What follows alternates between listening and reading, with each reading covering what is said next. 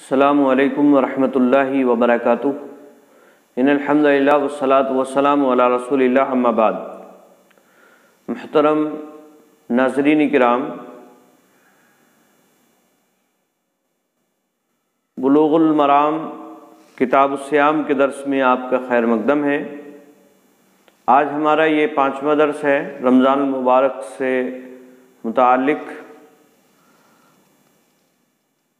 چند احادیث اس سے پہلے آپ کے سامنے کتاب الصیام کی رکھی گئیں، چند مزید احادیث آپ کی خدمت میں حاضر ہیں۔ چنانچہ پہلی حدیث مؤلف رحمہ اللہ نے بیان فرمائی، وعن سہل بن سعد رضی اللہ تعالی عنہما ان رسول اللہ صلی اللہ علیہ وسلم قال لا يزال الناس بخیر ما عجلوا الفطر، متفق علیہ۔ وللترمذی من حدیث ابی ہریرہ رضی اللہ تعالی عنہ عن النبی صلی اللہ علیہ وسلم قال قال اللہ عز وجل احب عبادی الی اعجلهم فطرا۔ حضرت سہل ابن سعد رضی اللہ تعالی عنہ سے یہ حدیث مروی ہے۔ وہ بیان فرماتے ہیں ان رسول اللہ صلی اللہ علیہ وسلم قال، کہ بے شک نبی اکرم صلی اللہ علیہ وسلم نے ارشاد فرمایا، لا یزال الناس بخیر، لا یزال یعنی برابر رہیں گے، یعنی سلسلہ منقطع نہیں ہوگا لوگوں کا، بخیر خیر کے ساتھ، یعنی لوگ برابر خیر اور بھلائی میں رہیں گے، ما عجل الفطرہ جب تک وہ فطر میں افطار میں جلدی کرتے رہیں گے۔ عجلو عجل یعجل تعجیل، اس کا معنی ہوتا ہے جلدی کرنا، تو اسی سے ما عجل الفطرہ یعنی جب تک وہ جلدی کرتے رہیں گے افطار میں، اور الفطر الافطار یعنی افطار کرنے میں، روزہ کھولنے میں جب تک وہ جلدی کرتے رہیں گے تب تک وہ بھلائی میں رہیں گے۔ اس کو امام بخاری اور امام مسلم دونوں نے روایت کیا ہے۔ یہ حدیث اس بات کی دلیل ہے کہ روزہ افطار کرنے میں جلدی کرنا چاہیے، اور جلدی سے مراد کیا ہے، یعنی وقت اگر ہو گیا ہے، سورج کی جو ٹکیا ہے وہ غائب ہو چکی ہے، تو پھر فوراً افطار کر لینا چاہیے۔ ہمارے زمانے میں ہمارے یہاں بہت سارے لوگوں نے بطور احتیاط کے کچھ منٹ رکھے ہیں، کوئی 2 منٹ، کوئی 3 منٹ، یا کوئی 4 منٹ، یا کوئی 5 منٹ۔ تو یہ بطور احتیاط یہ منٹ جو بنا رکھے ہیں یہ سنت کے خلاف ہے، نبی اکرم صلی اللہ علیہ وسلم کا طریقہ نہیں ہے۔ صحابہ کرام رضوان اللہ تعالی علیہم اجمعین کا یہ معمول تھا کہ جب سورج کی ٹکیا، سورج کا گولا جب غائب ہو جایا کرتا تھا تو وہ افطار کر لیا کرتے تھے۔ اب اس میں جب سورج کی ٹکیا یا سورج کا گولا غائب ہو گیا ہے تو اب اس میں احتیاط کرنا یہ کسی بھی طرح سے مناسب نہیں ہے، اور یہی مطلب ہے افطار میں جلدی کرنے کا۔ مطلب یہ نہیں ہے کہ وقت سے پہلے ہی افطار کر لیا جائے، یعنی وقت ہو گیا ہے اب فوراً پھر افطار کیا جائے اس میں، اور اس میں پھر دیر نہ کی جائے، اس میں پھر دیر نہیں کی جانا چاہیے، جس طرح سے آج ہمارے یہاں کچھ لوگوں کے یہاں افطار کے تعلق سے لاپرواہی پائی جاتی ہے، وہ اس میں احتیاط کے طور پر کچھ منٹ رکھے ہوئے ہوتے ہیں۔ سورج کی ٹکیا کو دیکھ کر افطار کرنا، ہمیشہ اسی کو دیکھ کر افطار کرنا یہ کوئی لازم اور ضروری نہیں ہے۔ تحقیق کے بعد اگر کوئی اس طرح کا کوئی تقویم بنا لی گئی ہے، کوئی کیلنڈر یا جنتری ٹائپ کی کوئی بنا لی گئی ہے کہ سورج فلاں تاریخ کو اتنے منٹ پر غائب ہو جاتا ہے، اتنے سیکنڈ اور اتنے منٹ پر غائب ہوتا ہے،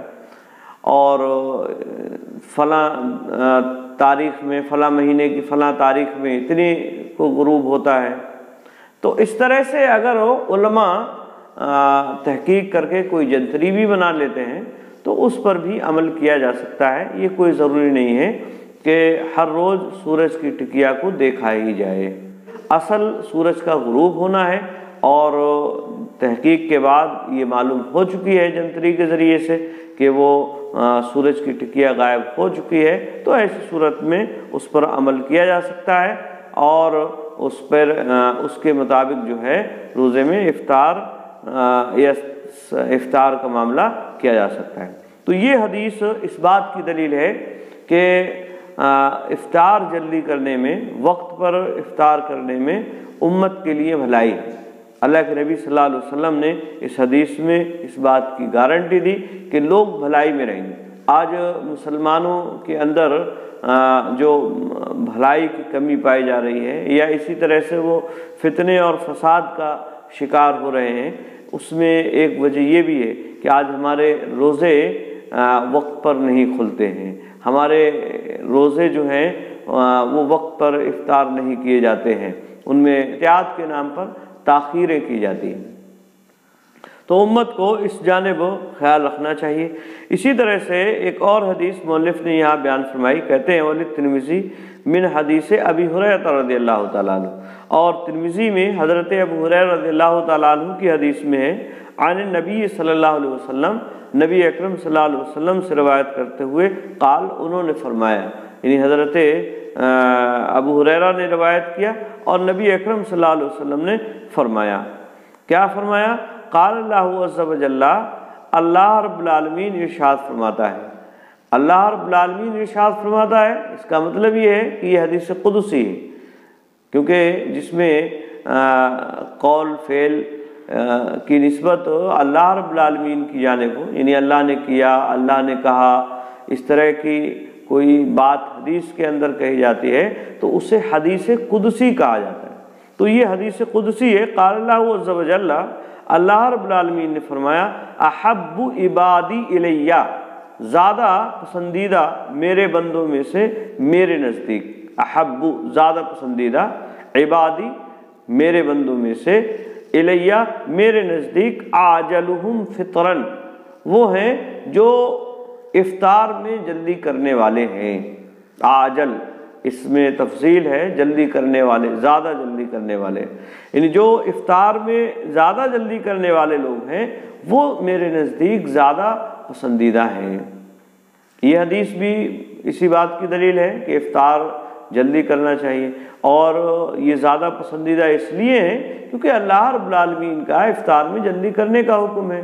اب اگر کوئی آدمی افطار میں جلدی کرتا ہے تو گویا کہ اللہ رب العالمین کی اطاعت و فرمانبرداری کر رہا ہے۔ لیکن یاد رہے یہ روایت جو ترمذی کے حوالے سے مؤلف نے یہاں بیان فرمائی ہے، یہ حدیث سند کے اعتبار سے ضعیف ہے، اور اس میں ایک راوی قرہ بن عبد الرحمن یہ ضعیف راوی ہیں، ان کو زیادہ تر علماء نے ضعیف قرار دیا ہے، بعض علماء نے اگرچہ انہیں ثقہ بھی کہا ہے، لیکن زیادہ تر جمہور محدثین کے نزدیک یہ ضعیف ہیں، اس لیے یہ روایت اس لائق نہیں ہے کہ اس سے دلیل اور حجت پکڑی جائے۔ البتہ اوپر جو روایت بخاری شریف کے حوالے سے حضرت سہل بن سعد رضی اللہ تعالیٰ عنہما کے حوالے سے بیان کی گئی، تو اس سے بھی یہی معلوم ہو رہا ہے کہ افطار میں جلدی کرنا چاہیے، تو وہ اپنی جگہ صحیح اور درست ہے کہ افطار میں جلدی کرنا چاہیے، جب وقت ہو جائے افطار کا تو پھر اس میں تاخیر نہیں ہونا چاہیے۔ تو یہ حدیث اس بات کی دلیل ہے کہ افطار جو ہے اس میں جلدی ہونا چاہیے۔ اسی طرح سے اگلی حدیث ہے، وعن انس بن مالک رضی اللہ تعالیٰ عنہ قال قال رسول اللہ صلی اللہ علیہ وسلم تسحروا فإن فی السحور برکۃ، متفق علیہ۔ حضرت انس بن مالک رضی اللہ تعالیٰ عنہ سے مروی ہے، وہ کہتے ہیں قال رسول اللہ صلی اللہ علیہ وسلم، کہ اللہ کے رسول صلی اللہ علیہ وسلم نے ارشاد فرمایا، تسحروا، سحری کرو، فإن فی السحور برکۃ،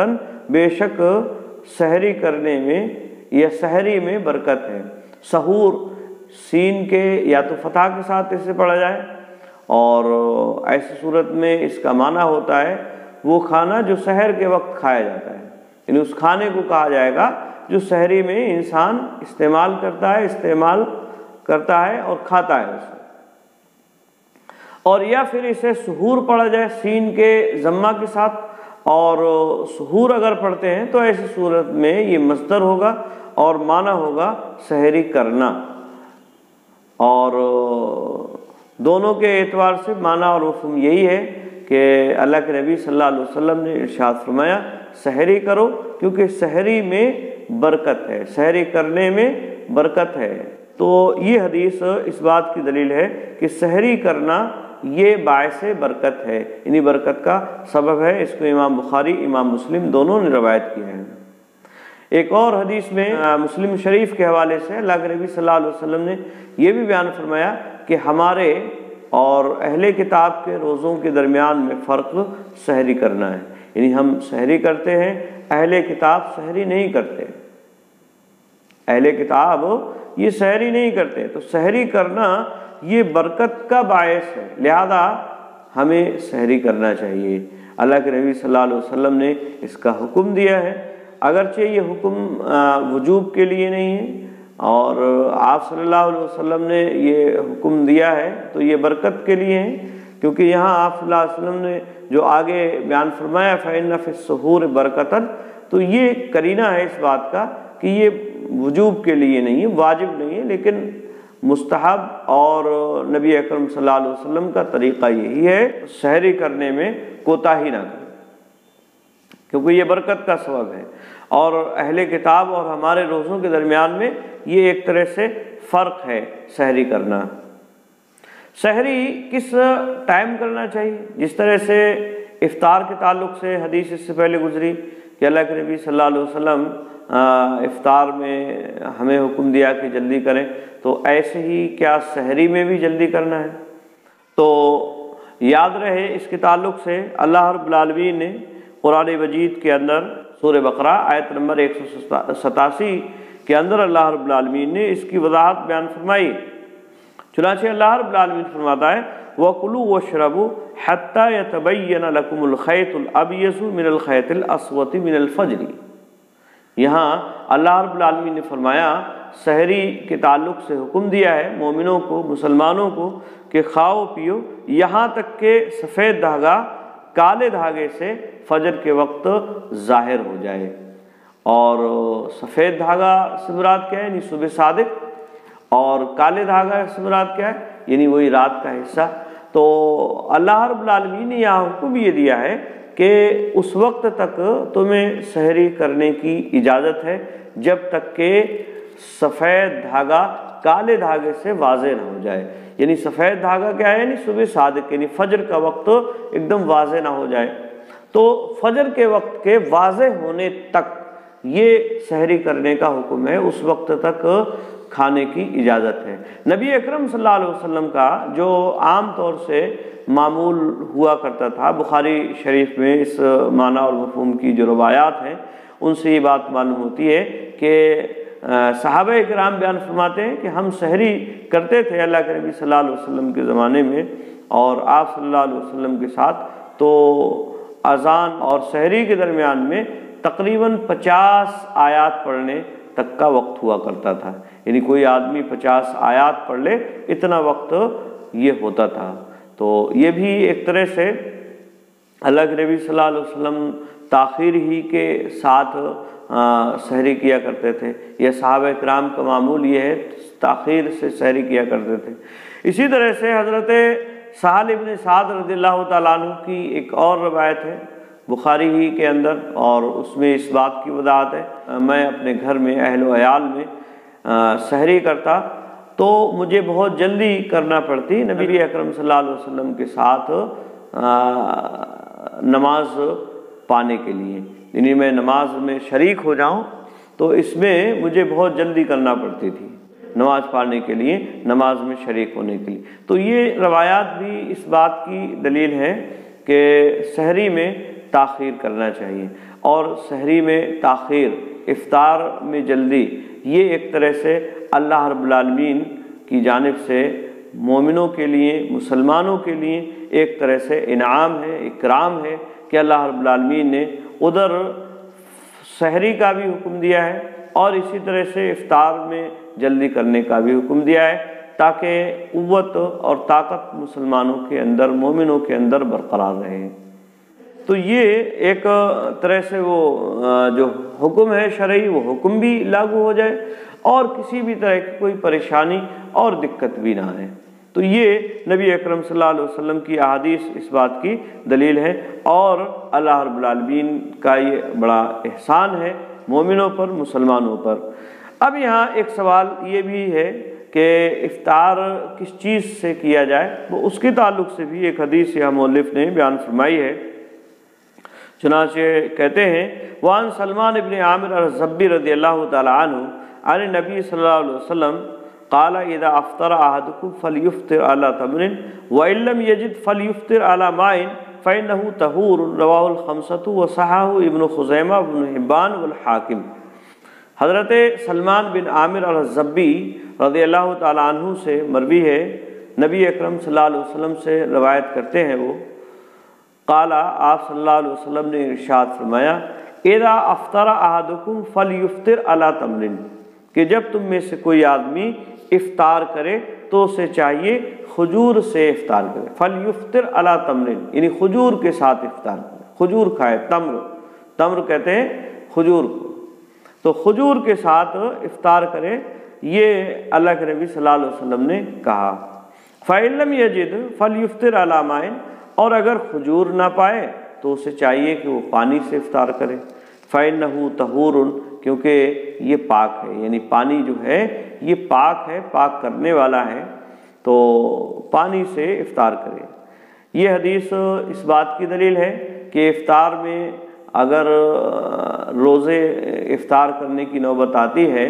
تو اسے افطار کھجور سے کرنا چاہیے، اور اگر کھجور نہیں ملتا ہے تو پھر ایسی صورت میں پانی سے افطار کر لیا جائے۔ یہ بھی نبی اکرم صلی اللہ علیہ وسلم کی سنت ہے، اور یہ جو ہے اللہ رب العالمین کا یا نبی اکرم صلی اللہ علیہ وسلم کا اپنی امت کے لیے کمال شفقت اور خیر خواہی کہ آپ صلی اللہ علیہ وسلم نے ان کی بھلائی کا کوئی بھی کام ایسا نہیں ہے جو بتا نہ دیا ہو۔ کھجور عام طور سے مقوی معدہ اور مقوی اعصاب، یعنی معدے کو تقویت پہنچاتا ہے، اسی طرح سے اعصاب کو تقویت پہنچاتا ہے، اس سے جو ہے قوت میں اضافہ ہو جاتا ہے، اور خاص طور سے جب وہ معدہ خالی ہو اس وقت کھجور کا استعمال کیا جائے، یا اسی طرح سے پانی کا استعمال کیا جائے تو اس سے جسم کے اندر بڑی توانائی اور طاقت میسر ہوتی ہے۔ امت کی یہ رہنمائی فرمائی آپ صلی اللہ علیہ وسلم نے کہ وہ کھجور کے ساتھ، یا اسی طرح سے اگر کھجور نہیں ملتا ہے تو پانی کے ساتھ کم از کم افطار کریں، تاکہ ان کے جسم کے اندر جو دن بھر کسی کھانے پینے کی چیز کو چھوڑنے کی وجہ سے جو کمزوری لاحق ہوئی ہے، کسی بھی طرح کی جو سستی یا کاہلی آئی ہے، وہ ختم ہو جائے، اور جسم کے اندر میٹھا یا اسی طرح سے اللہ رب العالمین کی پانی جو ایک بڑی نعمت ہے وہ اس کے اندر جائے، اور توانائی اس کے اندر پوری طرح سے سرایت کر جائے۔ تو یہ ایک طرح سے اللہ رب العالمین کا بہت بڑا احسان اور اس کی شفقت اور خیر خواہی ہے کہ امت کے لیے اس نے یہ تمام چھوٹی چھوٹی باتیں بھی بیان فرمائی ہیں اپنے نبی کے ذریعے سے۔ تو یہ حدیث اس بات کی دلیل ہے کہ افطار جو ہے کھجور سے کرنا یہ بہرحال بہتر ہے، عمدہ ہے، اور اگر کھجور میسر نہیں ہے تو پانی سے افطار کر لیا جائے۔ رواہ الخمسۃ، اس کو خمسہ نے روایت کیا ہے، یعنی ابو داؤد، نسائی، ترمذی، ابن ماجہ اور امام احمد نے، اور ابن خزیمہ، ابن حبان اور حاکم نے اسے صحیح قرار دیا ہے۔ اور بھی اس معنی اور مفہوم کی روایات جو ایک دوسرے سے مل کر قوی ہو جاتی ہے، اگرچہ بعض علماء نے ان روایات پر کلام بھی کیا ہے، لیکن وہ ایک دوسرے سے تقویت پا کر اس لائق ہیں کہ ان سے دلیل پکڑی جائے اور قابل حجت ہیں۔ تو یہ چند باتیں